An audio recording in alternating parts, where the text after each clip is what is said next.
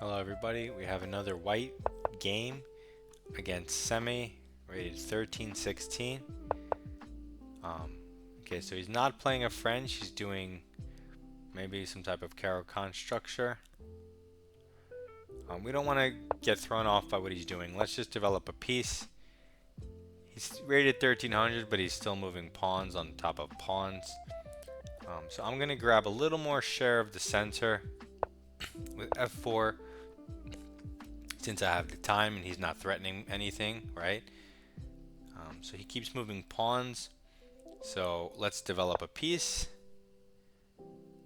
Let's build up our position so we can just crush this guy for doing this. So he keeps moving pawns. We're not going to be thrown off. We're just going to develop so we can get our rook on this powerful F file. He keeps moving pawns. We would love to crush this guy. So let's immediately go F5, start some operations, increase our scope of this bishop and this rook. We can throw this F pawn off the board to get some nice attack going. He just keeps moving pawns. If we take, it'll develop his bishop. But there you have options of attacking the bishop this way. Also nice. We could move our knight in first. And if he tries to kick it, we could take this pawn. If he takes the knight, we could take that pawn. It's interesting. If we hit the queen, he could just develop a piece. I want to open up the F file. I think it's principled to start my attack. Now my rook is staring all the way down. I have good development. I should continue. I can develop my dark square bishop, but I do want to go knight g5. It's kind of for free because if not only would I win the bishop pair, but I would also cause him to take back with the f pawn, which would weaken this light square. It's an outpost, so it's super weak. And after I play something like e5, my bishop can get there. So this is a pretty scary threat. He ignores it and just develops a piece. Understandable because he's underdeveloped. But like I said, I'm going to grab that bishop, a defender of the light squares. He has to take back, weakening his king. And now I could immediately push and at the very least throw in the check and get him to lose castling rights. I think that's a good deal for me. As long as there's no downside to e5. Is there a downside to e5? I mean, you do have bishop g5, but I think the immediate e5, so you can make him lose his castling rights, is better. So let's push the pawn. Let's throw in this check. Now he has to move his king. Okay, so now that that's out of the way, we're down a pawn. If we take it back, he's going to queen trade. It's not exactly what I want. So I think I'm going to sack that pawn so I don't have to trade queens. Although, if I take this pawn and he takes my queen, I could then take the knight with check, which of course would make it worth it. So in that case, in light of the fact that you would win a piece with the queen trade, I'll do it. And he falls for it, and that's the end of the game because we take the queen, and now we're up a bishop. Now we're just going to get these pieces out at warp speed. How do we do that? Can we create threats with any of them? Let's see. Not really. Well, this to here, it's something. It's not a threat, but it's something. But it walks into this, so you don't want to give him free moves. So let's just develop the knight, which we're going to need to improve. So let's just get it out. Okay, he goes here. Maybe he's going to move this pawn at some point, but we want to keep developing. This walks into stuff. I think this, also watching the knight jumps, is more reasonable. It doesn't block anything. So he moves the knight, which hits the bishop. We don't want to lose the bishop. We do have checks to improve the bishop for free. I do like that because it also coordinates with these pieces and is in fact a checkmate. So that's pretty cool.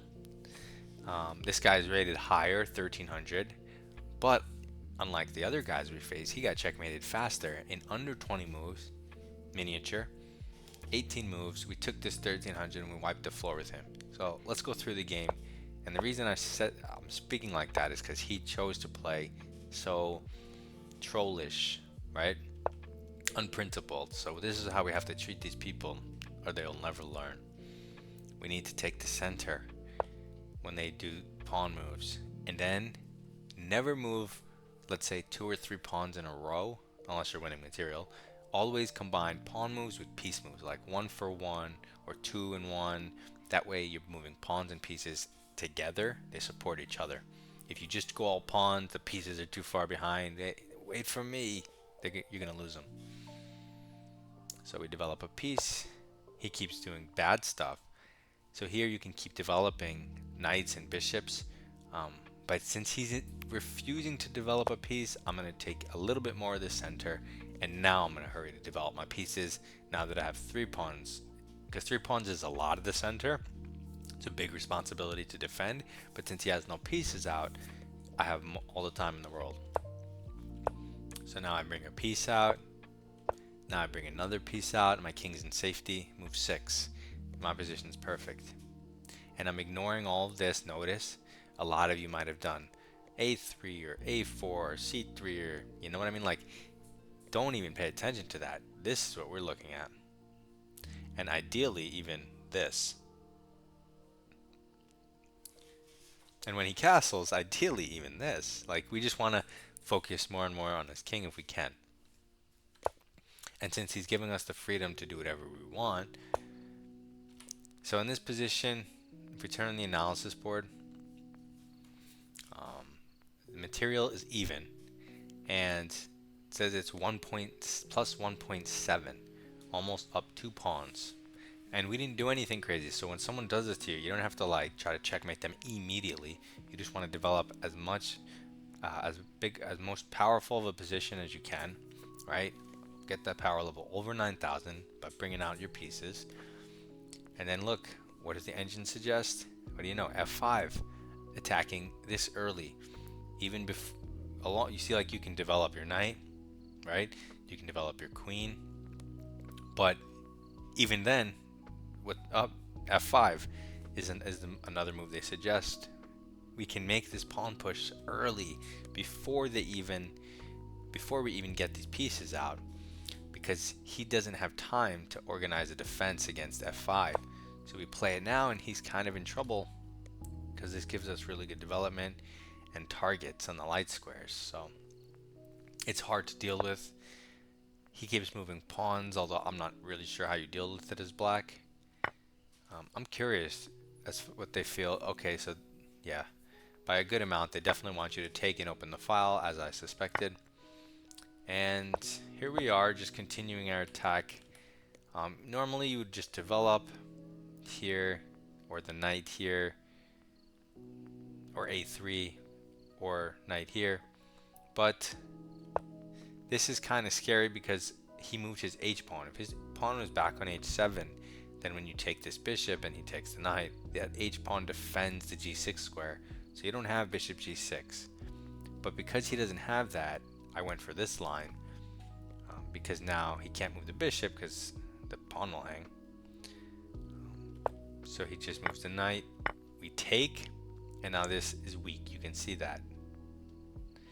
So that's why I immediately try to take advantage. So instead of going bishop here, which is a good move, knight here, which is a good move, I immediately take advantage. Whether he moves the knight or takes the pawn, we intermezzo check. He loses castling rights. And then I did not want to have the queen trade, but because this comes with check, and he didn't have a choice for his king, right? He had to move it here. So this sequence all just worked out very nicely for us. We take, he's like, ooh, queen trade. Even though I move my king, queen trade bails me out of it. But the tactic on the knight, you lose the game. And there's not much to say there.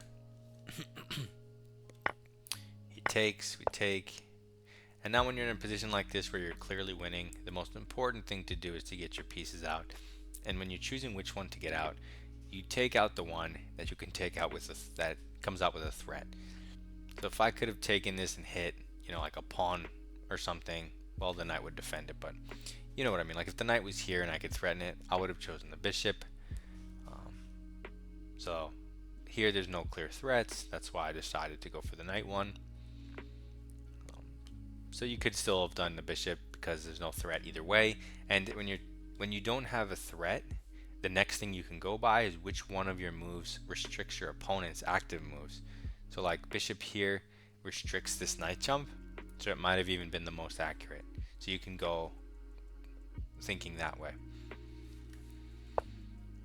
Okay, and the game is just over. We brought our pieces out and checkmate. Beautiful construction. Boden's mate with a rook. And we take down this guy. Hopefully you learned something. Submit your rapid games in Discord. Link in description. Follow me on Twitch. Good luck in your chess.